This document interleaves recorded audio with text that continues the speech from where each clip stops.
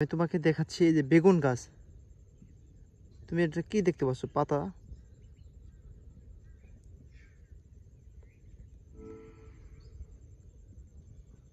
আমার মনে হচ্ছে এই চারা গাছগুলোর পাতার রং কিছুটা বিবর্ণ দেখাচ্ছে। এর কারণ কি আপনি জানেন? না, তুমি বলো তো আসলে কি জন্য এই পাতাটা এই সমস্যা হয়েছে, মরা রোগ হয়েছে?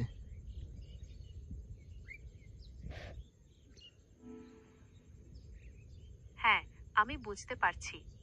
এই পাতাটি দেখে মনে হচ্ছে এতে ছত্রাকজনিত রোগ বা ডাউনি মিলডিউয়ের সংক্রমণ হয়েছে।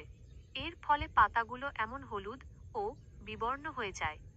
আপনি কি এই রোগ প্রতিরোধের উপায় জানতে চান? হ্যাঁ, এই রোগ প্রতিরোধ করার জন্য আমি কি কি স্টেপ ব্যবহার করতে পারি?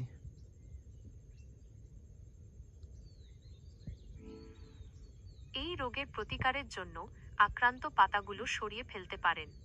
এছাড়া কপার ভিত্তিক ছত্রাকনাশক ব্যবহার করা যেতে পারে। রোগের প্রকোপ বেশি হলে রাসায়নিক ছত্রাকনাশক ব্যবহার করা উচিত।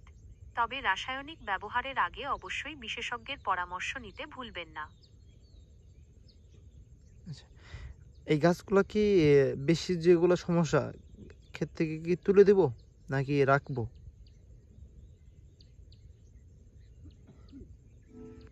রোগাক্রান্ত পাতাগুলো দ্রুত অপসারণ করে ফেলুন। এতে রোগ ছড়ানো কমবে এবং সুস্থ গাছগুলো রক্ষা পাবে। আর গাছের গোড়ায় যেন জল না জমে সেদিকে খেয়াল রাখবেন। অবশ্যই। ধন্যবাদ তোমাকে সুন্দর ভাবে আমাকে বলার জন্য।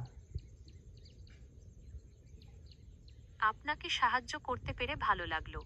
আপনার আর কোনো প্রশ্ন থাকলে করতে পারেন।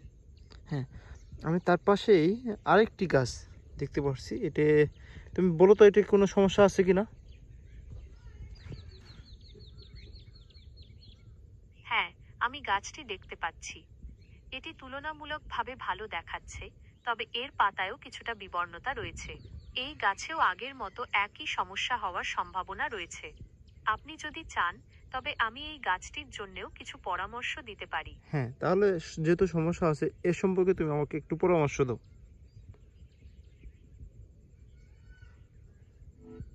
এই গাছটিকে সুস্থ রাখতে নিয়মিতভাবে এর চারপাশ থেকে আগাছা পরিষ্কার করুন।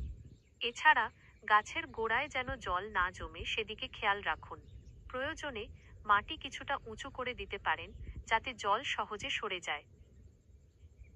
হুম, এটা ছাড়াও কি কোনো আরো কোনো পরামর্শ আছে তোমার কাছে, যেটার মাধ্যমে আমি এই গাছটাকে সুস্থ সবল রাখতে পারবো?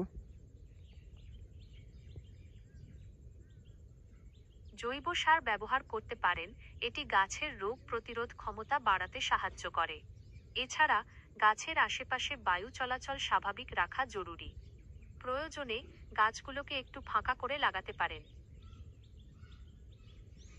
হ্যাঁ, তোমাকে অসংখ্য ধন্যবাদ আমাদের এত সুন্দর পরামর্শ দেওয়ার জন্য। আপনাকে সাহায্য করতে পেরে আমারও ভালো লাগলো। আপনার যদি অন্য কোনো প্রশ্ন থাকে, তাহলে নির্দ্বিধায় জিজ্ঞাসা করতে পারেন। ধন্যবাদ তোমাকে। আপনাকে স্বাগতম।